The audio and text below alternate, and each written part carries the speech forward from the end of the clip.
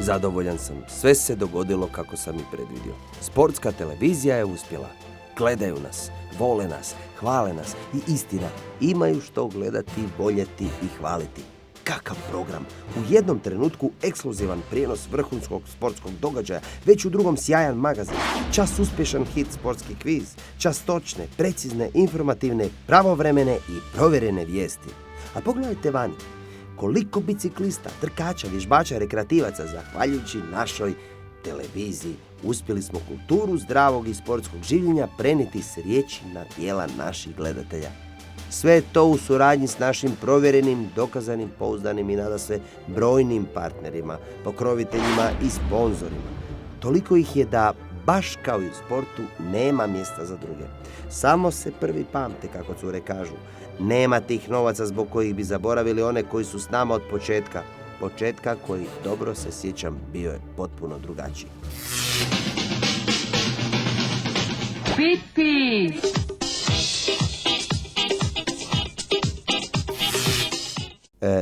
Ispričavam se, krivo. I cut down trees, oh, where high heels suspended and a bride. I wish I'd been a girlie, just like my dear mama. Oprostite, još jednom.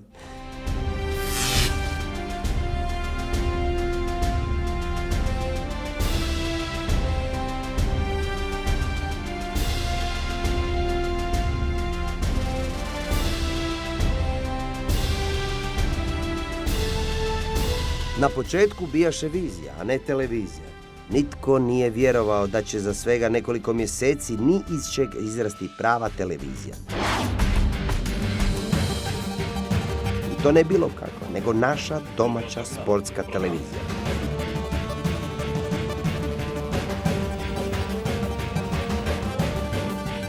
No, bio je to tek početak sumnji i nevjerica koje nikako nisu prestajale. Kao da sam samo ja vidio da se događa nešto posebno, nešto povijesno.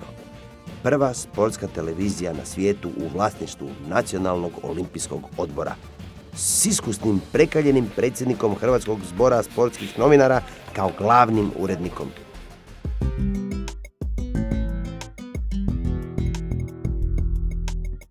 Pogledajte ih, naši novinari. Danas ih svi znaju i dive im se zbog njihova rada i postignuća. Kad se samo sjetim kako su počinjali.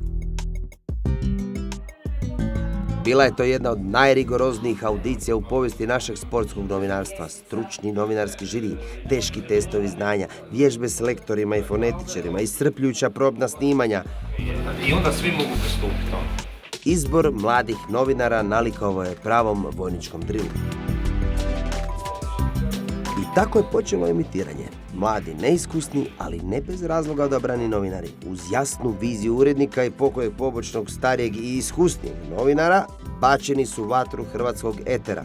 Počeo se događati program sportske televizije. Poštovani gledatelji, dobar dan. Gledate prve vijesti sportske televizije. Čega sve nije bilo, od svakodnevnih vijesti dana preko brojnih gosti u studiju, sportskih magazina do ekskluzivnih prijenosa svjetskih prvenstava u atletici, hokeju, ragbiju.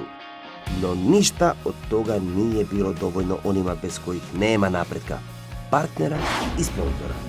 Televizija bez gledanosti ne vrijedi ništa, govorili su nam tad. A vizija? Ljudi, zar ne vidite?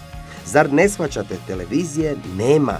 Televizija ne vrijedi bez vizije. Čujete li me? Malo ih je čulo, jako malo, ali malo po malo išli smo dalje.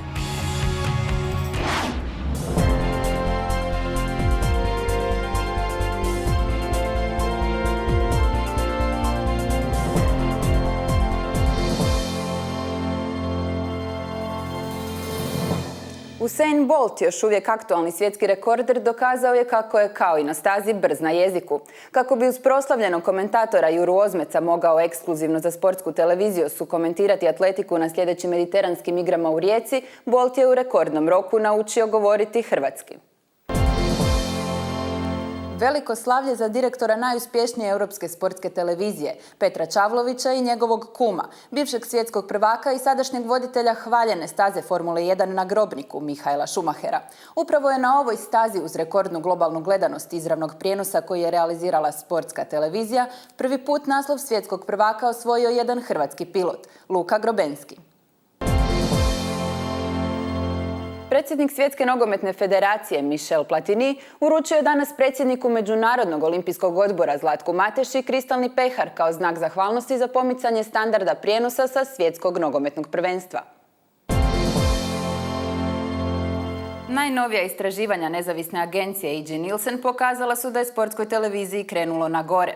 Naime, porast prihoda iz godine u godinu prati izniman rast gledanosti, tako da bez pretjerivanja možemo reći da danas sportsku televiziju gledaju baš svi, koji drže do sebe naravno. Ostanite s nama u programu Sportske televizije ili se prebacite na naš drugi kanal Sport Carpet, a ako vam ni to nije dovoljno, preporučujemo naš treći kanal Sport i vjenčanja.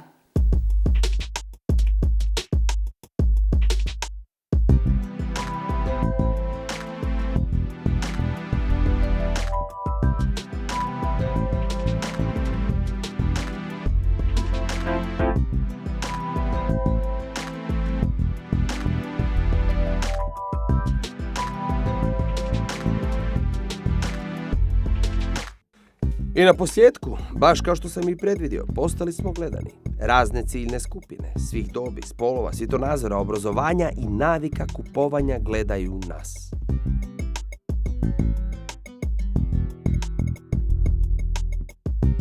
I naravno, sad u svjetloj budućnosti svi žele biti naši partneri i sponzori. Samo sada u tako svjetloj i uspješnoj budućnosti to i košta.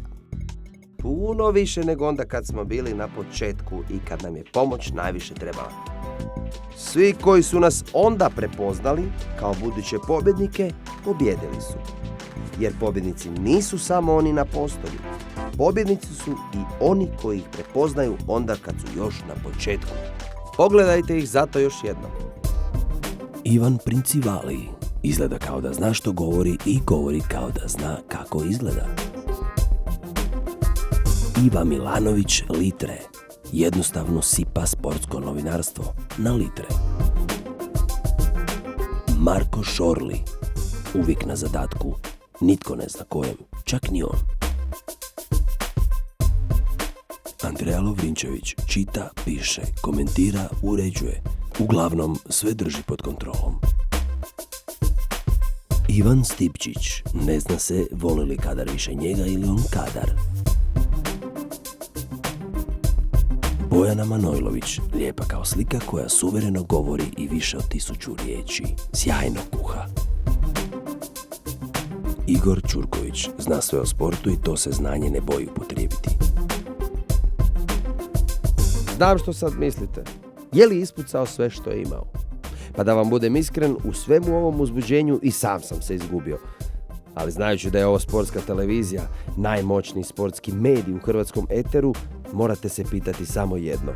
Prepoznajem li pobjednike? A prepoznajete li? Punks!